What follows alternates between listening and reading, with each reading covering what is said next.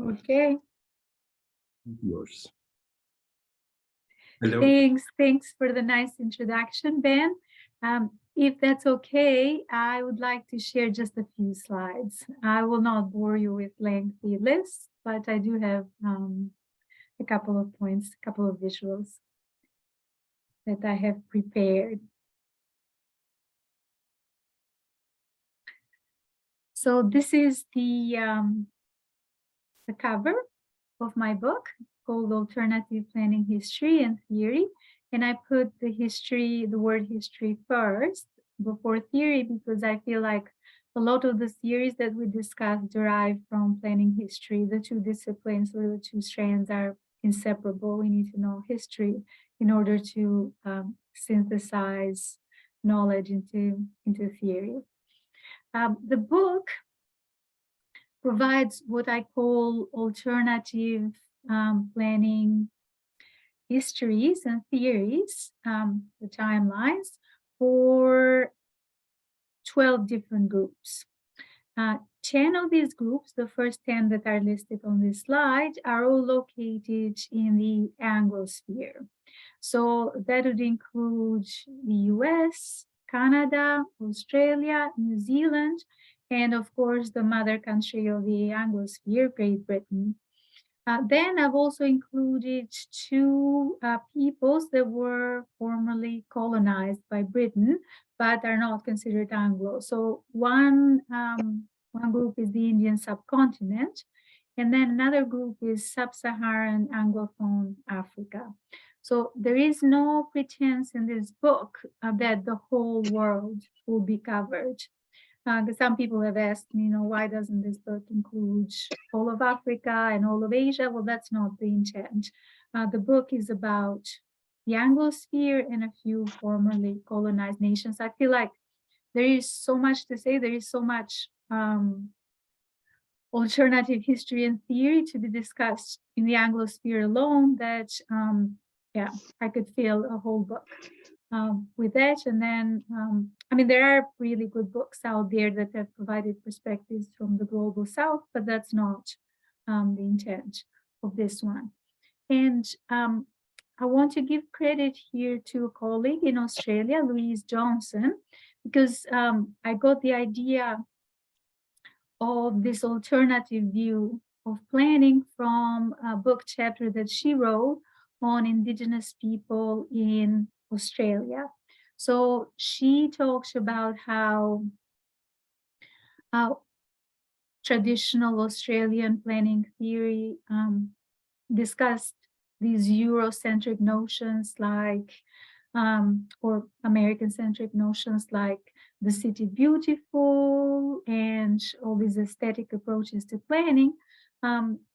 The Indigenous people here in Australia had a completely different view. They were being robbed of their land. Their land were taken away. No one was asking them about their views. So their view of planning here was not so aestheticized and was not very positive at all. So as I heard Louise's explanation, her reasoning for taking that approach, I thought, well, actually, these alternative theories could apply to a lot of other groups, not just Indigenous people in the South Pacific, but also women, poor members of society that have fewer rights than others, LGBTQ plus communities, people with disabilities, older adults, children, religious minorities, people of color, migrants. All of them will probably have very rich stories to tell, which are different to the traditional planning canon. And I've put the traditional canon on this slide. I've divided it by period, so it's a chronological story. And of course, in creating this table, I've drawn extensively from the work of other authors that have come before me. I'm a relatively newcomer to the planning theory scene. The book's intention was not to unpack all of these theories, because I feel like other authors have done that very, very well. But I did rely on the planning history and theory canon in order to create alternative timelines for each of the groups that are covered in the book. I did not create the alternative timelines myself. I mean, the chapter authors did, but this was used as a basis. So I'll stop talking for about 20 seconds to give you a bit of time to absorb this table. There is a lot there, I realize.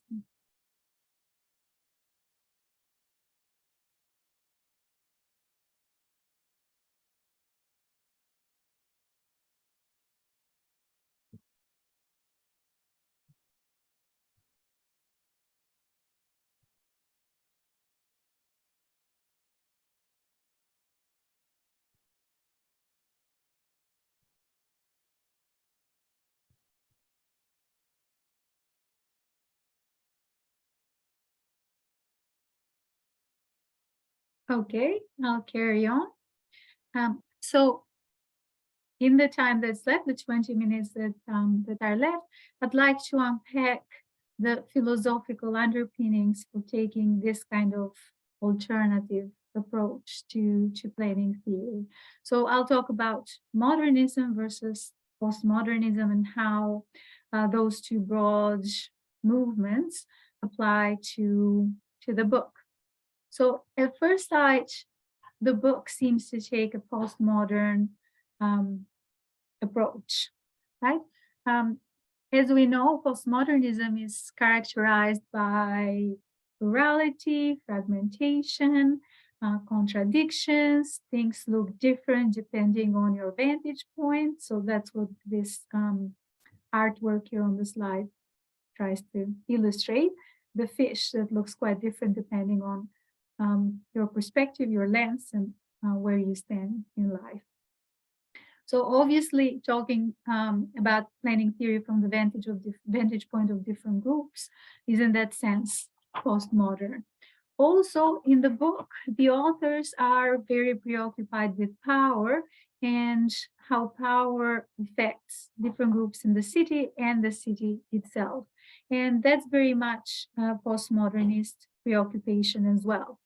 The book does not only contain identity groups. One whole chapter is about the poor. So there is a concern with economic relations in the city as well, as opposed to just identity groups. There is a lot of concern throughout the book chapters with ideology and how ideology has affected planning as a discipline throughout the ages. In accordance with the postmodern view of the world, most of the authors in the book accept that the various identities that are covered in the book are at least in part socially constructed.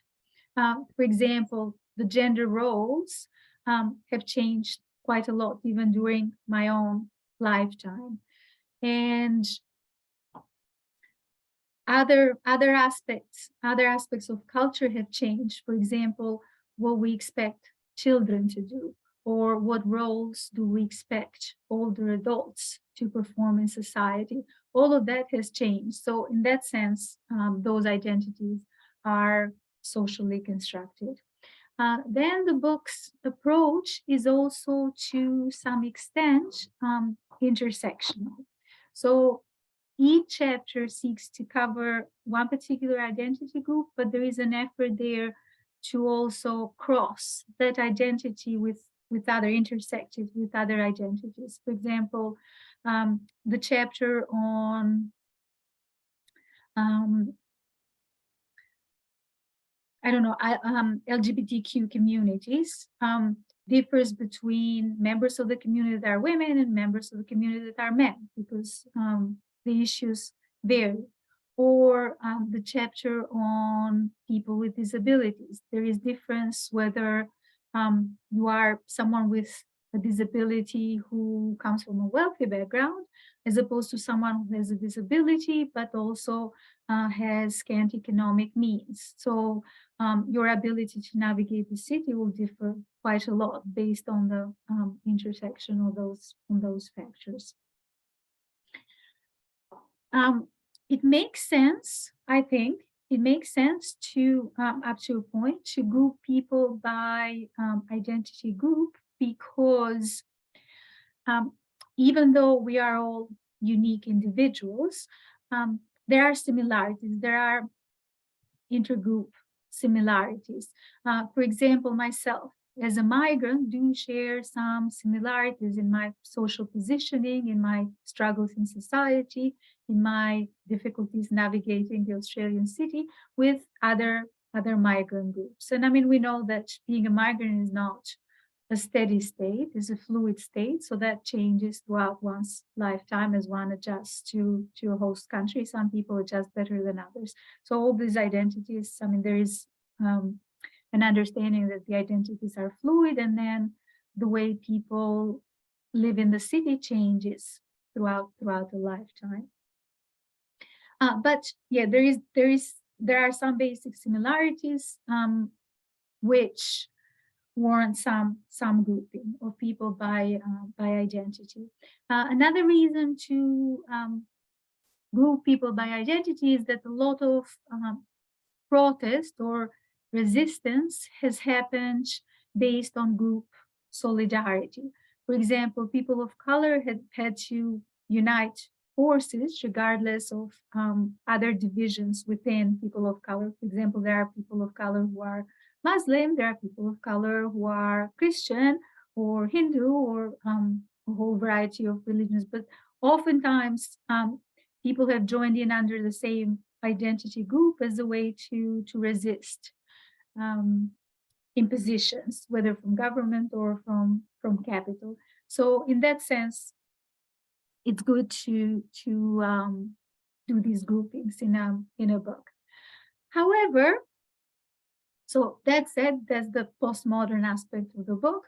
In another sense, the book's approach is very modern.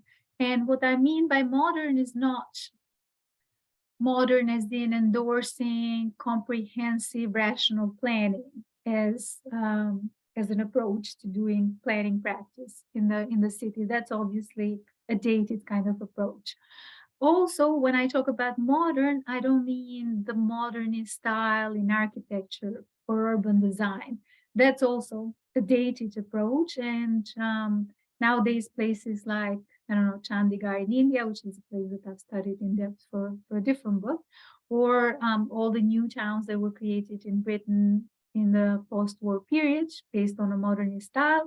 I mean, they're not considered to be architectural gems or urban design gems by any means. So that's not what I'm advocating here. What I mean by a modernist approach is that the book is based on very robust scholarship. There are some postmodernist thinkers out there who advocate alternative knowledges as such, and sometimes I'm not quite sure what they mean. So that's not what we've done in this book. The book is based on traditional scholarship in the Western tradition. I mean, it's based on historical research, on reviews of the literature. There is no new empirical material in the book, so all the essays are based on existing literature. But all the scholars that were included in the book, they were experts in their area. I try to include authors that identified with the group that they wrote about, but that choice was driven simply by the fact that, well, if you're a woman, you're more likely to know a bit more the difficulties that a woman faces trying to get around the city, trying to get to work in the morning and dropping off kids and purchasing groceries and all of those things that women do. Or if you are a person of color, then you'll know a bit better from personal experience, not just from reading and watching TV, what it's like to move around the city in a black body, the kind of racism you may be subjected to, or even violence, right? So by that, I don't mean that it is only possible for people who identify with a particular group to write about that group. I mean, I feel as scholars, we should be able to transcend our social positioning if we're willing to do diligent scholarship, be humble, take the time to understand the plight of another group. I mean, I think we can all be open-minded to that extent, should we want to. And there are other reasons why planners, regardless of their own social position, will need to advocate for all groups, right?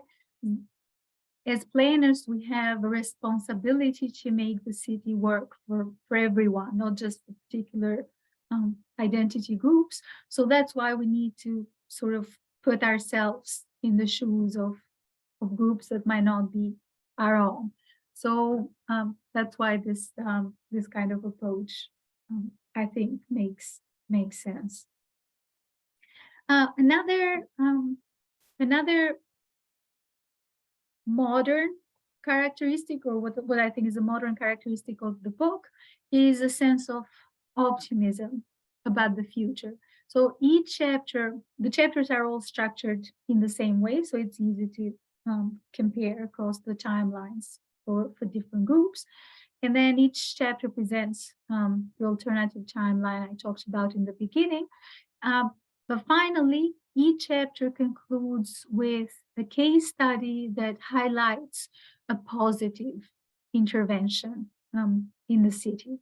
And I made that choice, the structure of the book, because I thought the book is likely to be used by educators, students will read the book, and I didn't want everyone to become despondent about the future of the city, the future of the planning profession, because after all, I see planners as futurists, and if we think the future is all bleak, then what are we all doing? So that's why I wanted the book to end, or each chapter in the book to end in a positive note. And speaking about positivity, I wanted to talk a bit about identity politics as opposed to individuality, universality.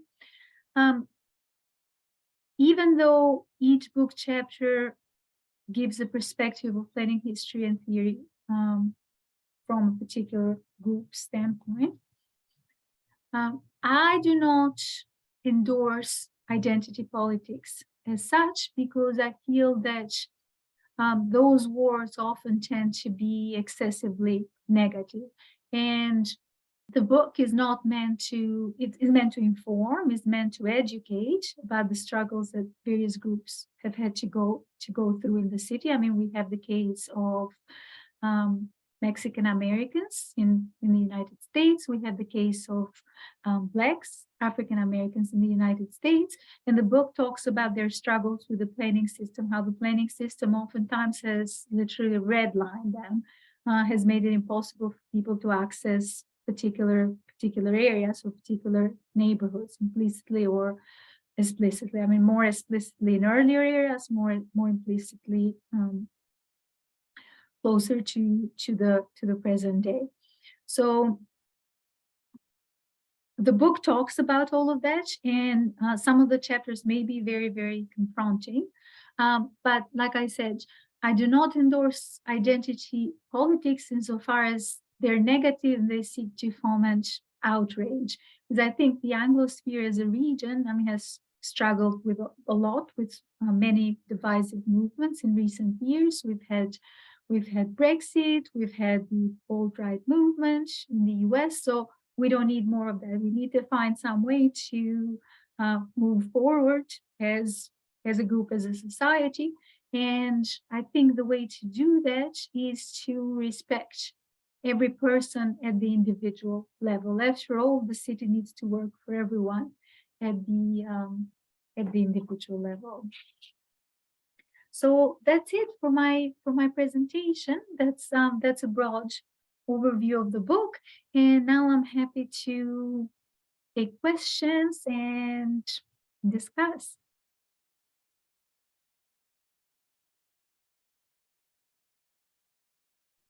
Thank you very much, Dorina. And I would like you to stop sharing your screen after a while. And now we can switch back on our videos if the bandwidth works. And I think that we need a few minutes for coming up with comments or questions.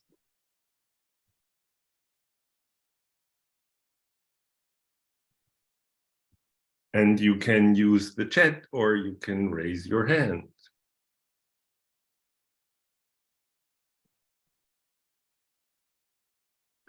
And while everybody is thinking about clever questions, I think I will start with one of my own. I very, very much appreciate what you said about identity politics. I think that identity politics very often is not helpful and constructive when it comes to plurality.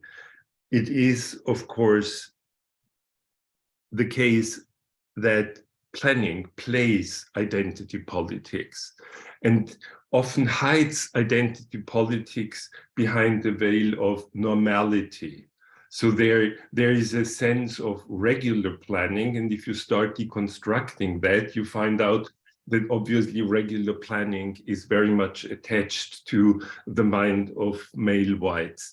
And I would like to ask you, did you learn something surprising about planning while you were working with all these authors on alternative planning theory and history? Well, I learned so much, Ben, doing the book. It was eye-opening because each author was an expert in their field and talking about begging, stealing, borrowing, the title of the forum today. Each chapter's author had to be, in addition to planning expert, they had to be an expert in another area. For example, the person who wrote the chapter on women, she knew quite a lot about gender studies. And the person who wrote the chapter on older adults obviously had to know quite a lot about gerontology and issues like that. So I did learn a fair amount, and some of the findings were quite surprising. For example, I mentioned before the new towns in post-war England as being not the greatest example of architecture and urban design, but the people who wrote the chapter on children, they were a group from England and Scotland, a group of authors. They said that in their beginnings, those towns were considered children's paradise. They were even called pram towns, I believe, because they had good facilities for children and not a lot of traffic. And so they were okay.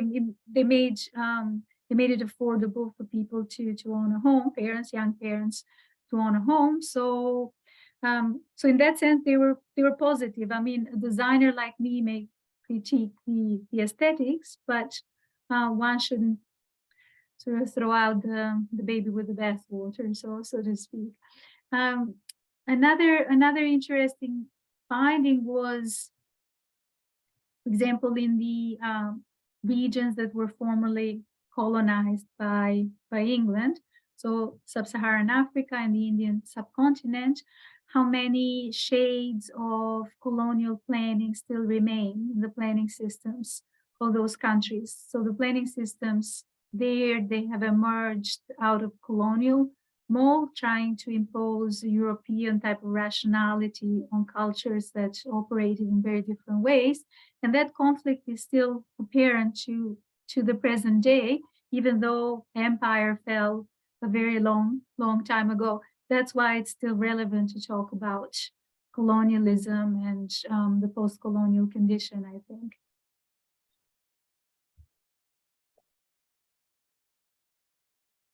Thank you.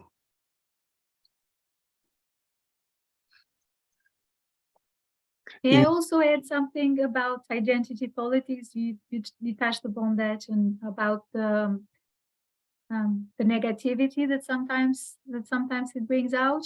I feel that when people take these positions based on identity politics, it's often the case that they frame themselves or are framed by others as victims. And I do not like that approach, because all the chapters in the book show that groups that have been disadvantaged have not necessarily been passive recipients of injustice. If one takes away children, obviously, I mean, they could not organize and fight, but all the other groups have organized and fought for their rights. So they're not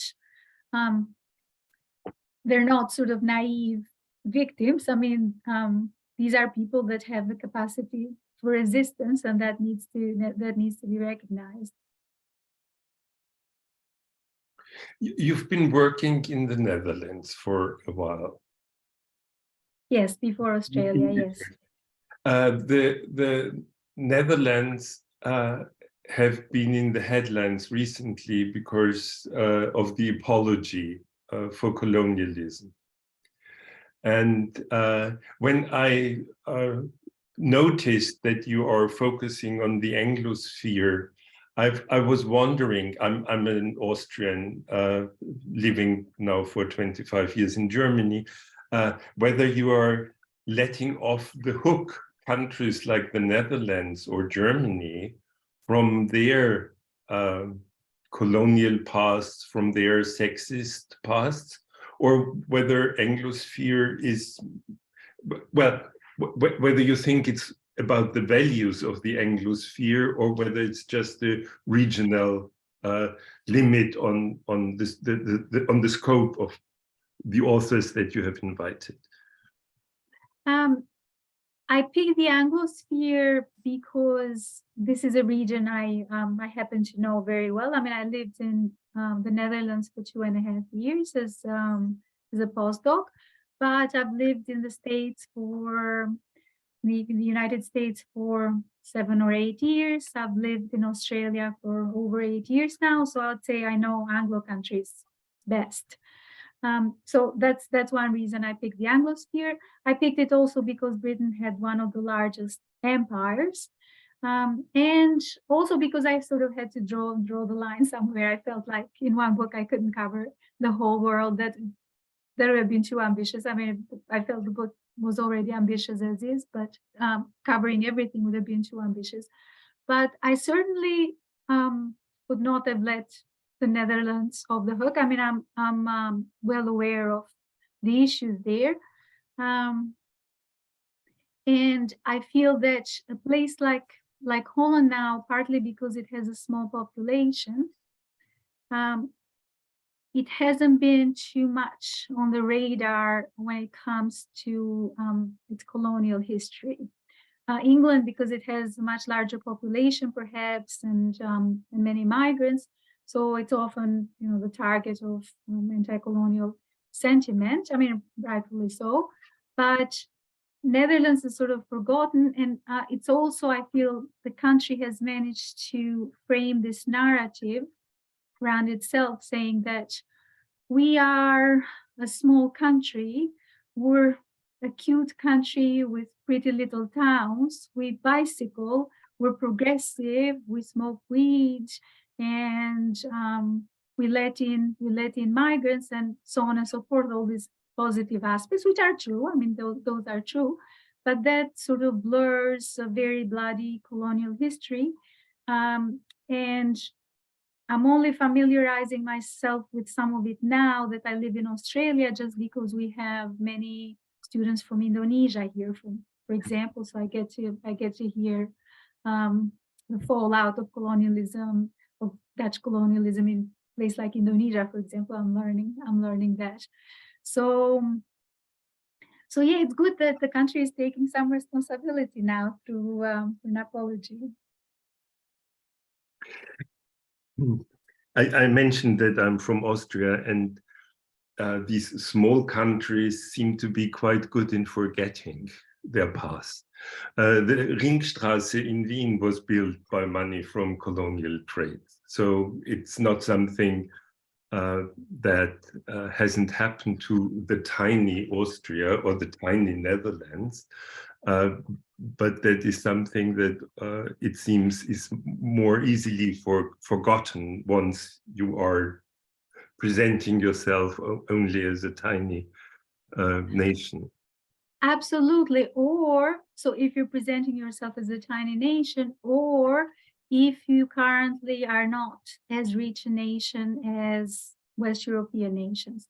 So I myself am originally from Albania, and Albania was part of the Ottoman Empire until the early 20th century.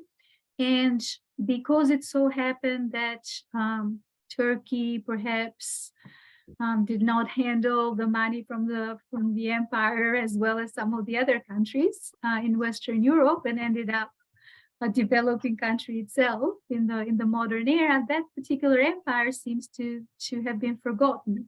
But it was very, very detrimental. I mean, being part of that particular empire was very detrimental to countries like Albania and a lot of other countries in the Balkans.